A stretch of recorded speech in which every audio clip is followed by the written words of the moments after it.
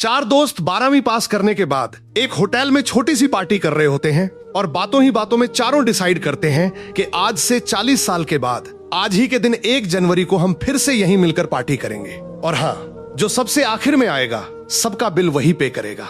Hotel का waiter भी ये सब देख रहा था। कहने लगा, 40 साल बाद अगर मैं भी यहीं रहा तो आपकी ये पार्टी जरूर देखूंगा। ठीक 40 साल बाद पहला दोस्त होटल पहुंचता है तो देखता है वो होटल अब 5 स्टार बन चुका है, सब कुछ बदल चुका है। तो एक शख्स उसे पहचान जाता है और कहता है, सर बैठिए, मैं आपको पहचान गया, मैं वही वेटर हूँ जो अब इस होटल का मालिक बन चुका हूँ। वो कहता है, क्या बात है। इतने में दूसरा दोस्त आ जाता है। दोनों की बातचीत शुरू होती है कि बिजनेस ग्रो कर गया, सब कुछ अच्छा चल रहा है। दोनों अपनी अपनी बातें शेयर कर ही रहे होते हैं कि तीसरा दोस्त भी पहुंच जाता है, लेकिन चौथा दोस्त अब भी नहीं आया।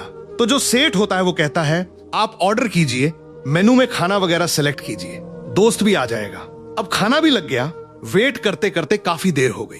उदास मन से ये तीनों दोस्त डिनर शुरू कर देते हैं। तीनों ने डिनर कर भी लिया, लेकिन चौथा दोस्त अब भी नहीं आया।